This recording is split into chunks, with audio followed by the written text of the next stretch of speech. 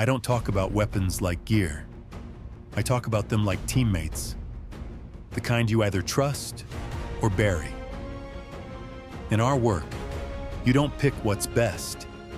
You pick what won't fail when everything else does. Some rifles earned their place by surviving the worst days. The rest never made it past the first.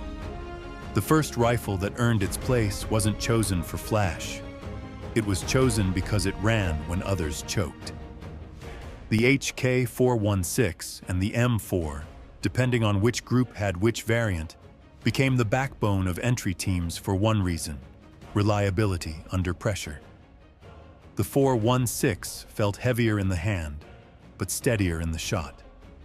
Its short-stroke gas system brought confidence during suppressed fire and in tight drills where timing mattered more than comfort. You'd shoulder it without thinking, and it held zero even after dragging it through mud, broken glass, or vehicle frames. The M4, when built right, moved faster. Lighter swing, quicker transitions, easier on long days. But it demanded attention. Heat would creep up quicker, fouling would set in faster, and full trust only came after you'd worked with it enough to know its limits. Neither one was perfect. The 416 handled grime better. The M4 carried easier. But both taught you rhythm, the feel of a rifle that would speak when you needed it to. In urban breaches, in stairwells, in compound entries where seconds cost blood, these rifles weren't toys. They were the rhythm section of the whole team. No drama, no flair. Just steel, motion, and the next room waiting. They stayed in the rotation because they didn't surprise you. And in a job where surprises kill, that's the only thing that matters.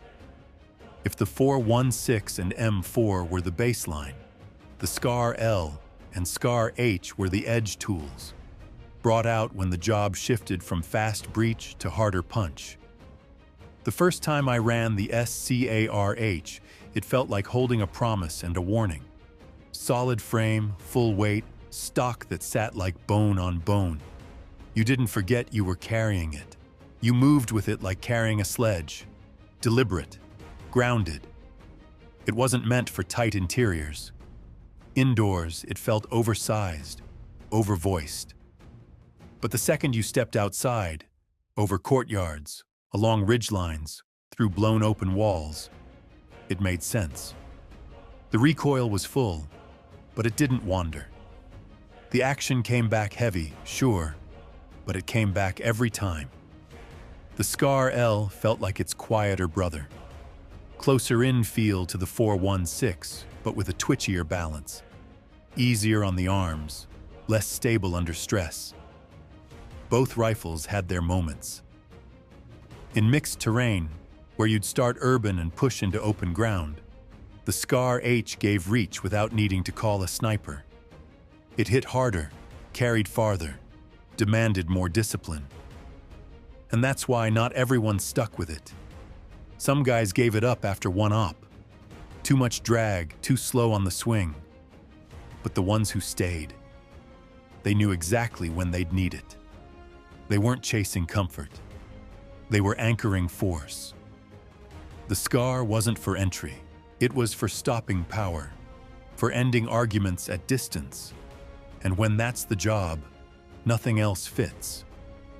Custom rifles were never about showing off. They were about shaving away anything that slowed you down and adding only what kept you alive. The AR-10 and AR-15 builds in our teams were exactly that. Tools shaped by the hands that carried them. Pick one up and you'd feel the difference immediately. Balance tuned for the shooter, rails trimmed or extended to match the way he moved, triggers set to a pull he trusted in low light. Some builds felt almost weightless, meant for long hours on foot or quiet movement through cramped alleys. Others carried a bit more heft, built for stability during quick doubles or controlled shots through narrow gaps. But every custom rifle had a quirk, a grip angle you had to get used to, a charging handle that pinched gloves, A sling mount that sat just a little too far back and snagged at the wrong moment. Nothing catastrophic, just reminders that this wasn't standard issue. You had to learn its rhythm, and when you did, it became an extension of your hands. In cold training yards where metal stiffened, or in dusty farmland where grit coated everything by midday, these rifles held up if you respected them. Push them too hard without cleaning, swap too many parts too fast, and they'd remind you who was really in charge. But in the right hands, on mixed operations where roles shifted hour to hour, they were the most adaptable tools we had. Not everyone carried customs, only those who knew exactly what they wanted from a rifle and were willing to put in the time to earn that trust back from the machine. For them, these builds weren't upgrades, they were commitments, and they paid off. Switching from Western platforms to the HK416 or its various modified versions always felt like stepping into a different mindset. The rifle sat in the hands with a kind of blunt honesty. No finesse, no subtle cues, just a block of metal that asked only one thing: don't overthink it. The first impression was always the same. Rougher controls, stiffer safety, a stock that never cared about perfect alignment. But once you accepted its shape, it gave you something few rifles did: predictability in neglect. Long days without cleaning, nights spent crawling through damp fields, dust settling into every crevice. The rifle didn't seem to mind. Recoil came back with a small shove, quick and direct, settling fast enough to keep you on target during short bursts. The balance pulled forward, making it feel front-heavy in slow movement, but surprisingly steady when you snapped it up in tight corners. It wasn't quiet, and suppressed versions always felt like forcing a wild dog into a collar. Manageable, never graceful, but in low-visibility tasks, in places where blending in mattered, the AK platform became more than a weapon. It became camouflage. Locals didn't look twice. Patrols didn't question it.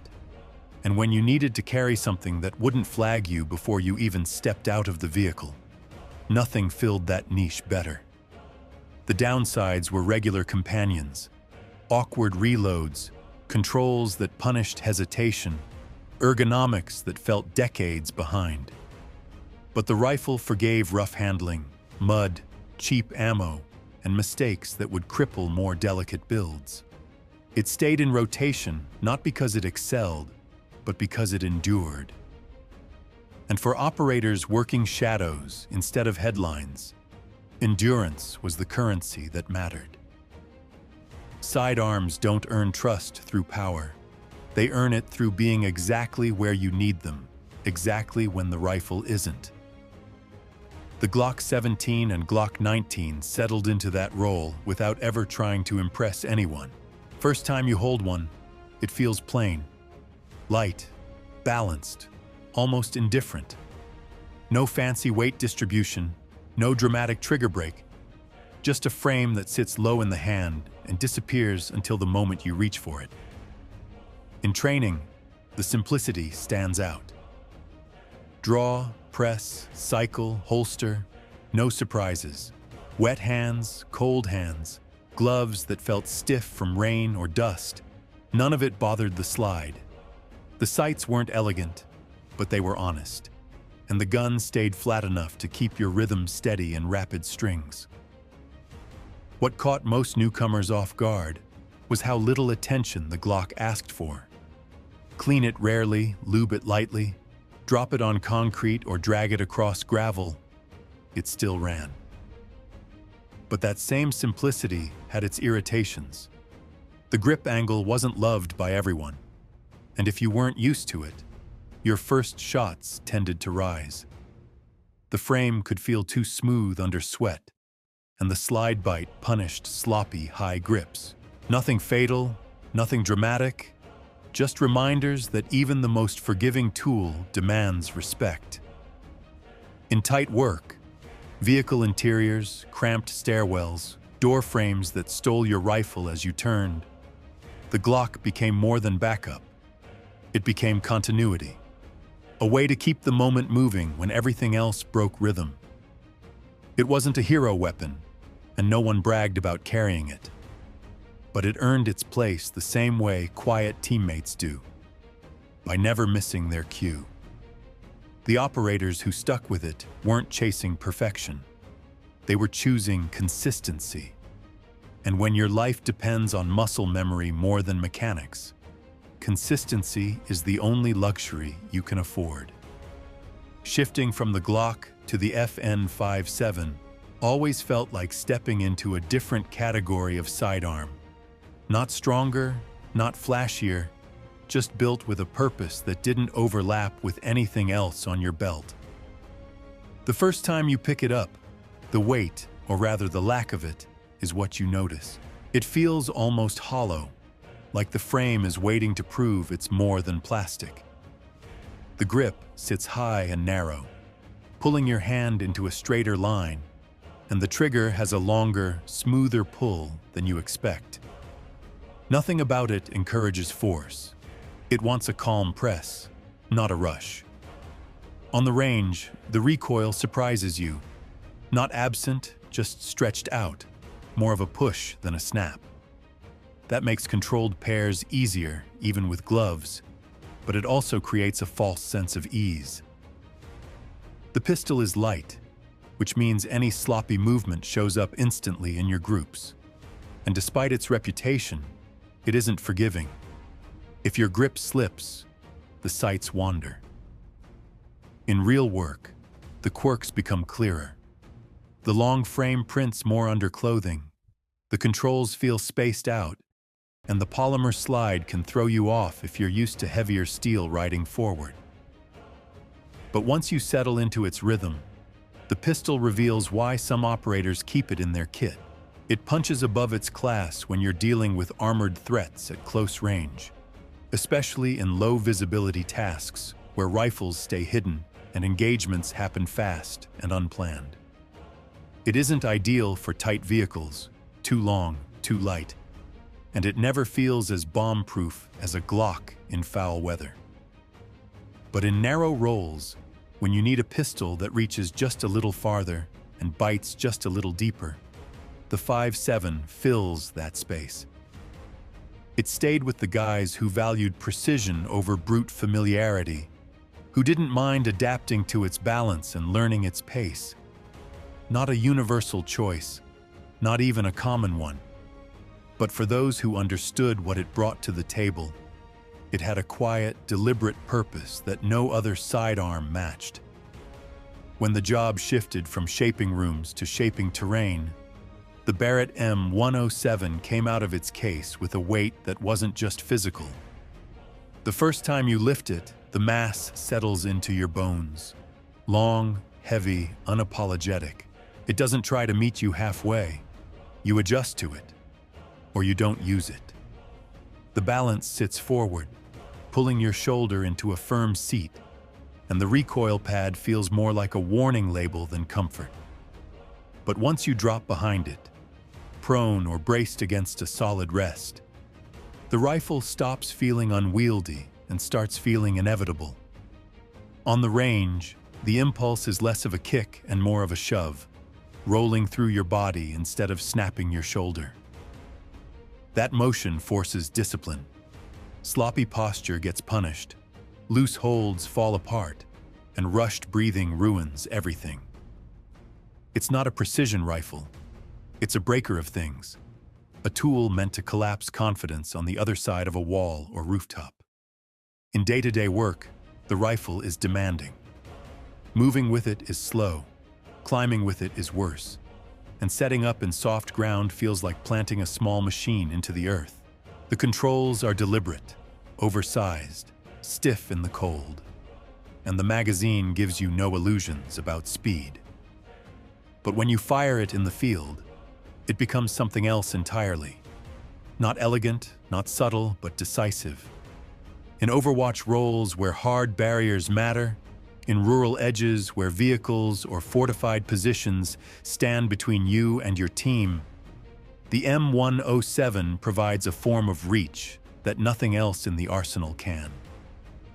It shifts the fight before the enemy even realizes it's happening. You don't bring it on every operation. Most days it stays locked away, too heavy, too loud, too slow to justify. But when it's chosen, it's because the mission isn't about finesse. It's about removing obstacles. The operators who keep it in rotation understand that. They aren't chasing accuracy. They're carrying authority. And for the rare moments when that authority is needed, no other tool speaks the same language. Moving from the Barrett to the Accuracy International AX/AT line always felt like exhaling after holding your breath too long. Where the M107 was force, these rifles were precision, quieter in the hands, calmer in the shoulder, built for decisions measured in breaths instead of shockwaves. The first impression is the fit. The chassis settles around you rather than against you. Adjustable stock, firm cheek weld, bolt handle angled just right so your hand finds it without searching. Nothing wobbles, nothing flexes. You feel the rifle's intent the moment you lay in behind it. On the range, the bolt throw is smooth and final, a single clean motion that becomes muscle memory after a dozen repetitions. Recoil comes back straight, almost polite, letting you watch your own shot break through the optic. The trigger is crisp, predictable without surprises, a rare comfort when you're lying in cold wind or damp grass for longer than you'd like. But the rifle doesn't forgive laziness. The weight that helps stabilize also punishes sloppy repositioning. The bipod feels solid on firm ground, but turns finicky in sand or loose soil. And the long barrels make close quarters awkward. Moving through tight hide sites or cramped rooftops demands patience you don't always have. Still, in the real world, these rifles shine where noise dies and details matter. Long overwatch on broken skylines, rural approaches where distance replaces walls, soft light at dawn when visibility shifts by the minute. They hold zero like nothing else, resist temperature swings, and stay reliable after hours of lying still, waiting for that one angle, that one moment. Their limits show up when the fight gets mobile. Too slow to break down, too big to reposition under pressure. But that's not what they're built for. They're tools for the shooter who works quietly, who shapes movement without being seen, who ends a threat before the team ever steps into danger. These rifles stayed with those who valued patience over speed, discipline over drama. Not everyone chooses that path, but for the ones who do, the AX and AT become more than rifles. They become the boundary between chaos at distance and clarity for the team below. There's a point in this work where rifles stop being enough, where distance, angles, and exposure turn every shot into a gamble you don't need to take. That's where the Switchblade 300 and 600 changed the rhythm entirely. The first time you unfold one, the feeling isn't like holding a weapon, it's like holding a decision. Light, compact, almost too simple in the hands. No recoil to learn, no balance to memorize, just a tube, a launch unit, and the quiet understanding that once it's in the air, you're guiding something you won't get back. On training grounds, what stands out isn't the flight, it's the calm. No rush, no blast, just a soft push and a screen glowing with possibilities. The smaller variant feels like an extension of your own reach. Agile, quick to respond. Ideal for tight windows and shifting targets. The larger one feels heavier in responsibility, slower to set up, demanding more patience and steadier nerves. They both share the same truth. Once committed, your mistakes travel with them.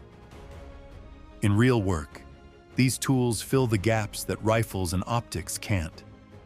Hiding behind defilade, tucked into broken terrain, or sheltered by structures an operator can't safely approach. That's where these systems earn their place. They let you see without showing yourself, strike without exposing the team, and correct a danger before it becomes a problem at the ground level. But they have limits. Wind eats their confidence, signal clutter tests your control, and crowded urban grids turn guidance into a tightrope walk. They aren't fast to deploy under stress, and once launched, you're locked into the feed, blind to the world around you. That tunnel vision is the cost of precision. The operators who keep these in their kit aren't the ones craving impact. They're the ones who value prevention, who understand that ending a threat quietly from afar at the right second saves more lives than any firefight ever will. These systems don't roar, don't impress, don't make noise. They simply remove risk. And in this line of work, removing risk is sometimes the highest form of violence. Drones weren't supposed to become weapons in our line of work. At first they were just eyes, quiet, steady, forgettable tools meant to fill the gaps between terrain and human vision. But the moment the Mavic and Matrice FPV fleets became part of our loadouts, the job changed. The first time you unfold one, it feels almost fragile, like something meant for hobbyists, not operators. Smooth plastic, gentle gimbal, light frame, nothing about it suggests the pressure it will carry once it lifts. But as soon as the rotors spin up and the feed stabilizes, you understand why these stayed. They turn the battlefield inside out. No more guessing what waits behind a compound wall, no more blind corners, no more walking into noise without context. In training, what stands out is the quiet precision. Easy to launch, easier to steer, unforgiving if you get lazy with situational awareness. The controls demand small movements, not aggression, and the feed exposes every mistake you'd otherwise miss with your naked eye. But the challenges show up just as quickly. Wind drift, signal drops, narrow alleys that reflect interference, and the constant tension of flying something that can give away your position if mishandled. And when you step into the FPV side of the fleet, everything tightens. The stable hover disappears, replaced by raw speed and sharp angles. You feel every adjustment in your fingertips, and the drone becomes less of a camera and more of a blade you're steering through windows, trenches, and moving targets. It's exhilarating, but it narrows your awareness to a tunnel that can swallow you if the rest of the team isn't covering your blind side.